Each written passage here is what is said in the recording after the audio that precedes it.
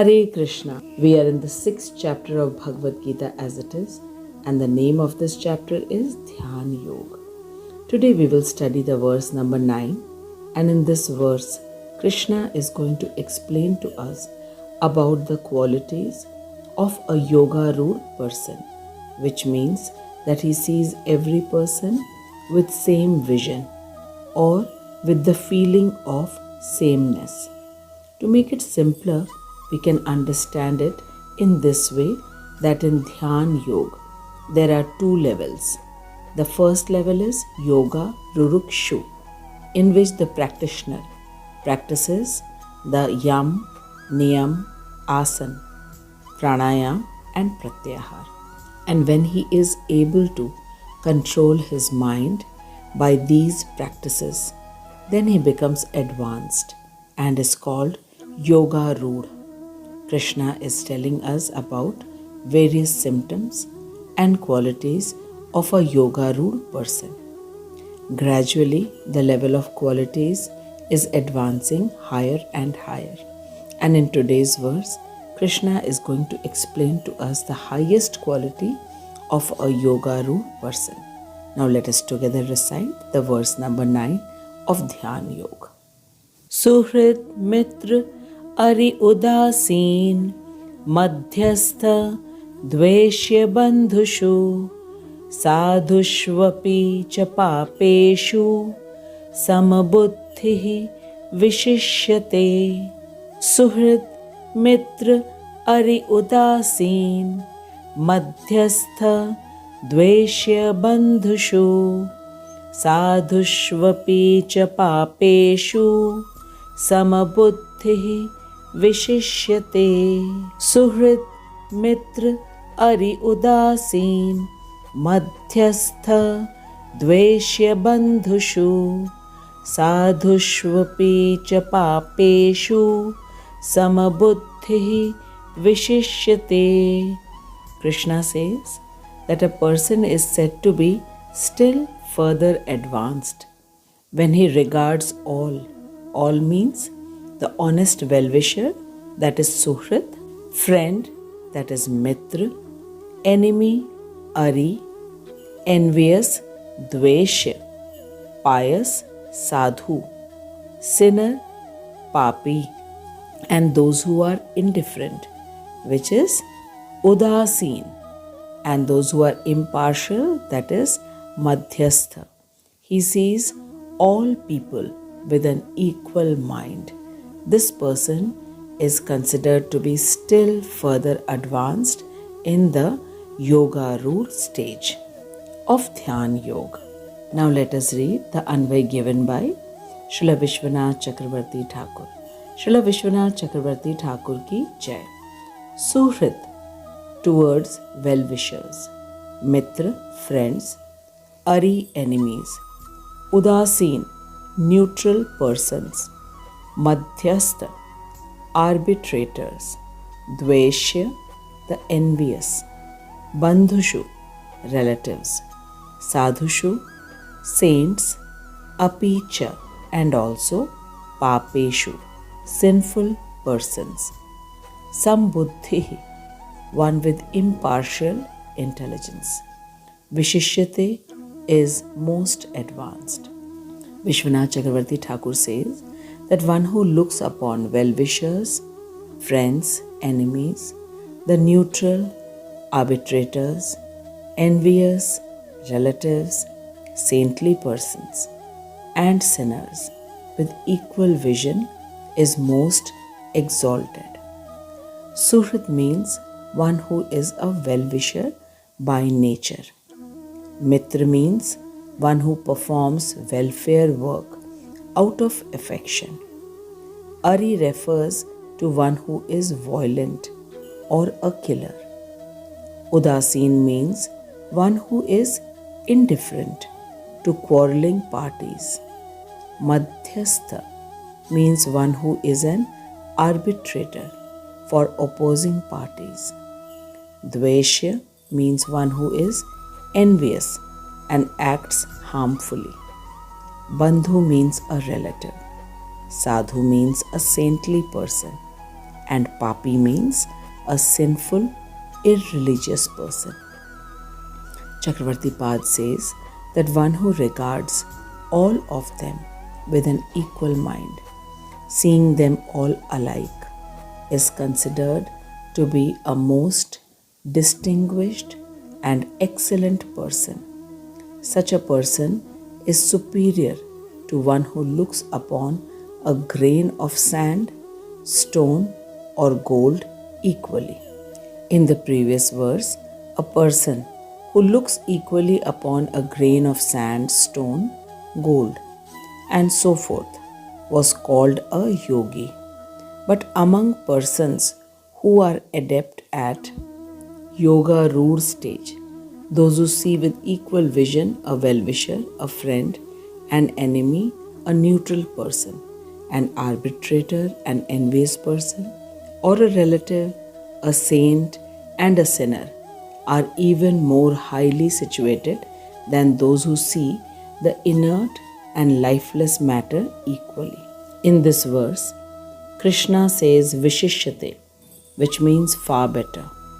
Now let us understand that what Krishna actually means when he says Vishishyate in this verse.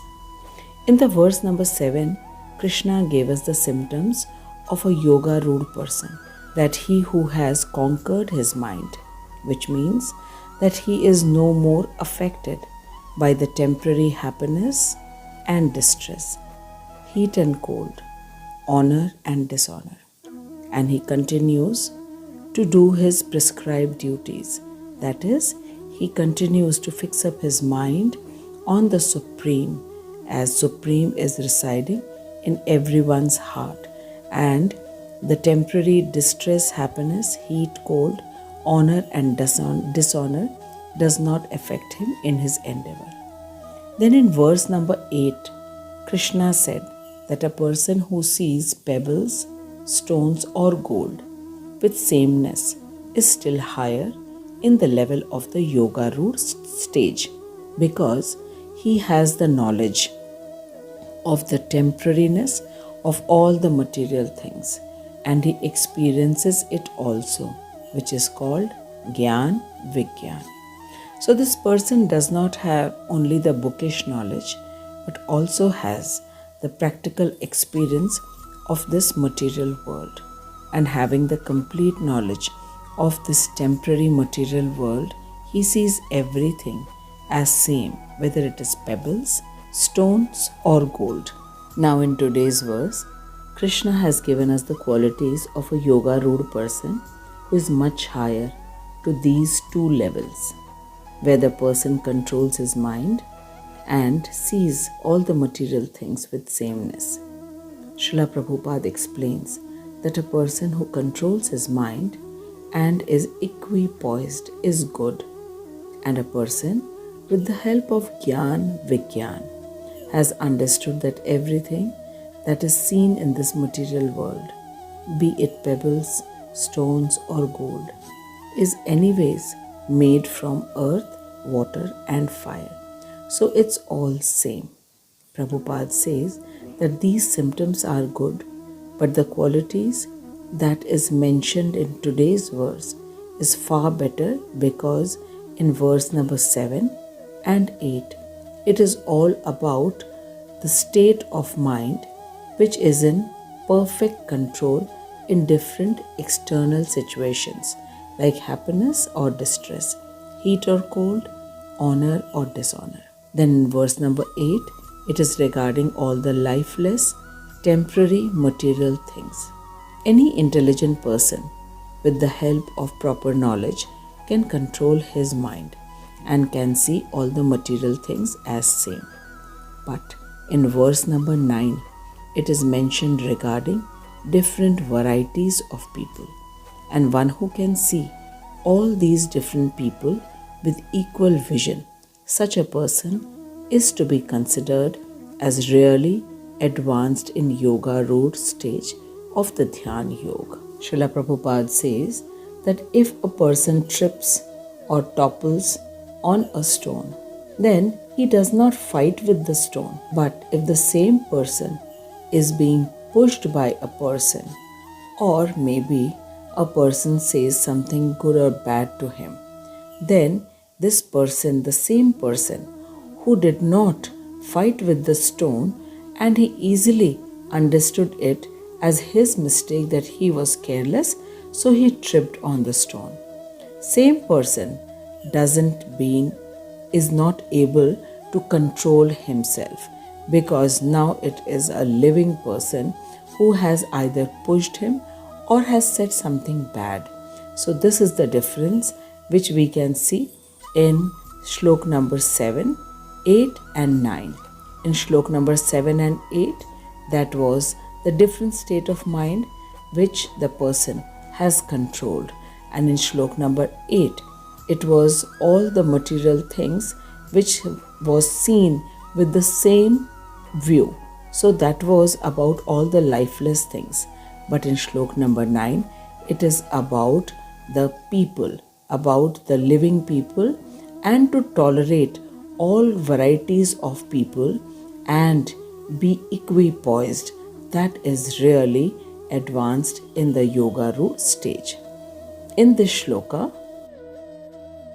it is said that when a person considers everyone with an equal mind, like the honest well-wisher, that is the suhrid, friend and enemies, that is mitra and ari. Ari means enemy. Udasin, one who is neutral to all people. Madhyastha, one who tries to mediate between warlike or aggressive situation. Next comes the category of people who are dveshi, bandhu, sadhu and sinners. Dveshi means envious. Now let us understand what does envying means. If a person has a thing and the other person doesn't have, then it means that he is jealous of that person who has that thing. This is jealousy. But if a person feels that if I don't have a thing, then the other person also should not have it, and somehow he tries to either snatch it or take it away from that person, this is called envious. Bandhu means family members, relatives, well-wishers. Sadhu means pious people who do all the work that is recommended in the scriptures, and they do every work only for the happiness of the Supreme Lord. Such a person is a sadhu, and the opposite of sadhu is a papi or a sinner. Now these are the different varieties of people, and if we carefully watch, then we will realize that we are always surrounded by such people, but we are unable to treat all these people with equal mind. Our behavior changes with different types of people, and we tend to react rather than being calm. In today's verse, Krishna has given us a list of people of different kinds, and Krishna says that a person who treats all of them with same mind is really advanced in yoga rule. Srila Prabhupada says that Krishna has all these qualities. In the verse number 29 of the 5th chapter, Krishna has himself given us the definition of Suhrid. Bhoktaram yagyatapasam sarvalok maheshwaram suhridam sarvabhutanam gyatvam mam shantim richati. Krishna says that the sages, knowing me as the ultimate purpose of all the sacrifices and austerities, the Supreme Lord of all the planets and demigods, and the benefactor and well-wisher of all living entities, they attain peace from the pangs of material miseries. Suhridam sarvabhutanam. Suhridam means benefactor, well-wisher of all the living entities. Now we clearly know that it's only Krishna who is the benefactor and well-wisher of all the living beings in 84 lakhs of species. Krishna is equal to his friends and enemies both. Friends means who do things out of affection. Krishna is equal to Yashoda Maya and Putana both. Yashoda Maya loves Krishna so much that she only considers Krishna to be her son and nothing else, and doesn't know anything beyond loving Krishna. And Putana came to kill Krishna by making him drink the poisonous milk. Krishna knew very well that Putana has come to kill him, but he went in the lap of Putana and sucked her milk in the way as he drank the milk of Yashoda Maya. Krishna sent Putana to Golok Vrindavan Dham after sucking her life while drinking her milk. Krishna never makes any distinction between friends and enemies. This quality is also in the pure devotees of the Lord. Narad Muni never hated Ratnakar dacoit for being such a heinous sinner. Rather, Narad Muni gave him the mantra of Ram Nam and transformed him into Valmiki Rishi from dacoit Ratnakar. Then in Bhagwatam, there is a story about a saint who was repeatedly picking up a scorpion who fell in the river.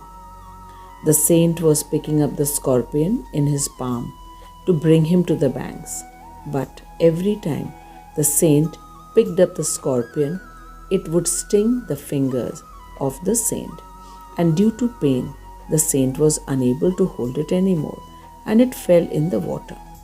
A boy who was watching the saint, wanting to rescue the scorpion, told the saint that why is he wanting to save it when the scorpion is stinging him repeatedly. Then the saint said that if the scorpion cannot leave his nature, then how can I leave my nature? This is known as being a true benefactor and well-wisher, and only a true devotee of the Lord can do it. One more example we have to understand this. Our Srila Prabhupada is also a wonderful example of being equal to all sorts of people. Srila Prabhupada, when he went to America in the year 1965, at an old age of 70, when normally people think of retiring from all sorts of work and to be confined in a comfortable place surrounded by the near and dear ones who will take care of them. And at that age, Srila Prabhupada went to America where no friends or known people were there to look after him. He started the mission of his Guru Maharaj with a bunch of Americans who were called hippies. And these hippies were those kind of people who openly did everything that is prohibited in the scriptures. But Srila Prabhupada never hated them or insulted them or ridiculed them. Rather, Prabhupada accepted them with open arms, with open heart, with compassion, because Prabhupada had love and endless compassion for everyone. Srila Prabhupada knew that these people are behaving in this manner because they have no knowledge. Srila Prabhupada is a pure devotee of Krishna, and a pure devotee knows that every individual is a part and parcel of Krishna, and Krishna resides in everyone's heart as Paramatma. Knowing this, Srila Prabhupada embraced everyone and gave them Krishna Bhakti. Prabhupada would cook for more than 200 people every day and serve them prasadam, and these hippies, they left their plates unwashed, and Prabhupada used to wash their plates. This is the mercy of a pure devotee. Srila Prabhupada says that we are all children of Krishna, and Krishna makes no distinction between any living entity, be it an ant, elephant, a tree, fish, a bird, or a human being. And we, being eternal children of Krishna, also have these qualities in us. We just need to cultivate them. And the process to cultivate this great quality of being equal to everyone develops from being Krishna consciousness. Being Krishna conscious means to have the knowledge that Krishna is omnipresent, omnipotent, and omniscient. and by chanting the Hare Krishna Mahamantra.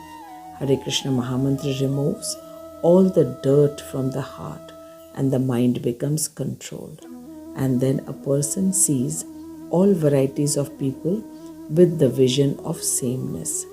This vision is possible only by a devotee because he sees Krishna in everyone's heart. Plus, he never behaves with anyone in a way that he doesn't like to be behaved by others. In addition to it, he knows that when Krishna is residing in everyone's heart, then no one can do any harm to him. And he knows it very well that if someone harms him or speaks in an unfavorable, rude manner, then definitely it is with the sanction of Krishna.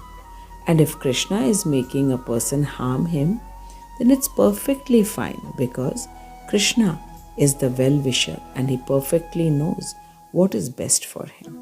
Srila Prabhupada says that anyone who has this knowledge is equal to all kinds of people, be it towards a well-wisher, friend, enemy, an envious person, or a sadhu or an impious person.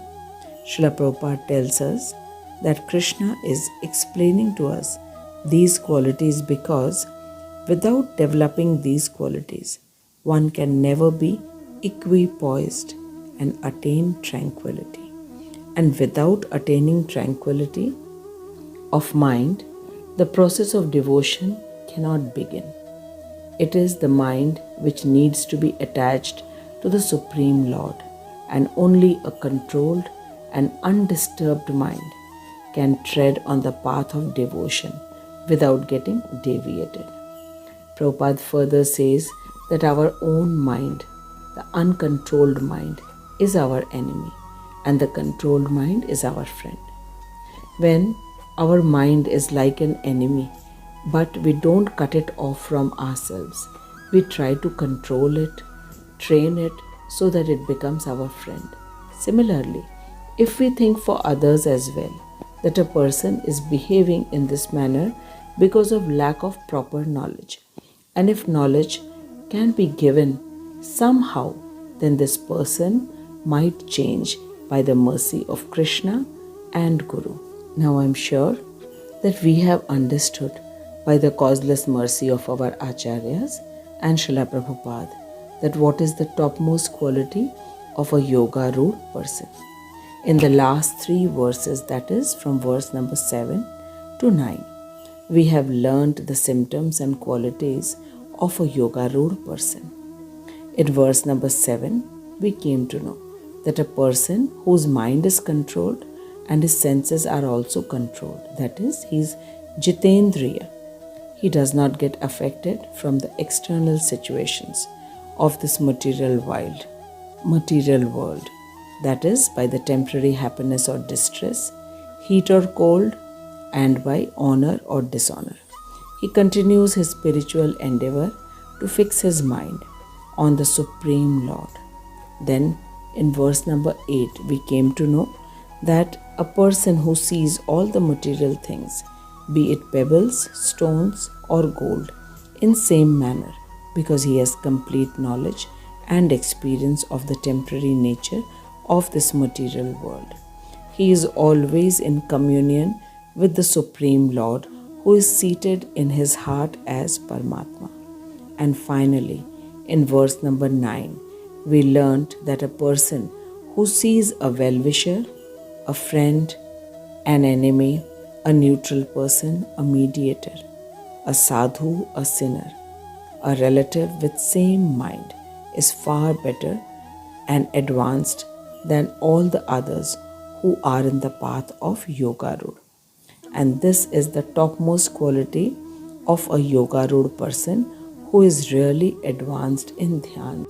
Bhagwat Gita is applied spiritual science. And when we apply Krishna's words in our life, then we will experience the changes in our own mind and heart.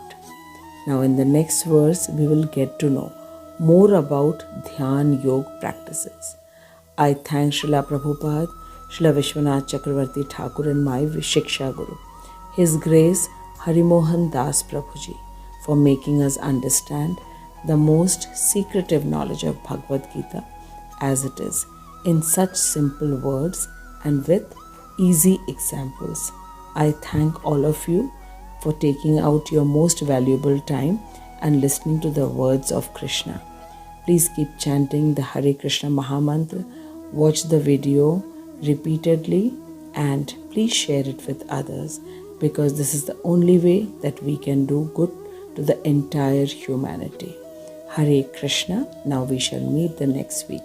Please write down your comments, what you have understood, and in case you have any questions, do write down. With the causeless mercy of Srila Prabhupada, I shall try to answer your questions. Jagat Guru Srila Prabhupada ki jai, Anant Koti Vaishnavo ki jai. We must remember that in today's verse, we have come to know that Krishna is telling us about the qualities of a person who sees all sorts of person with the same vision. And it's the most difficult thing to do, but it is not impossible, because when we listen to Krishna, we definitely get the proper guidance by the help, by the mercy of our Acharyas, Srila Prabhupada, Srila Vishwanath Chakravarti Thakur, and my Shiksha Guru, His Grace Harimohan Das Prabhuji. I am sure if we put into practice all the principles, all the guidance that is given to us in Bhagavad Gita, definitely we will be able to control our mind, and definitely will be able to see all people with sameness, because Krishna is residing in everyone's heart. So when He does not make any distinction, why should we make the distinction amongst all varieties of people? So we will meet the next week now, and till then keep chanting the Hare Krishna Mahamantra. Jagat Guru Srila Prabhupada ki jai. Hare Krishna.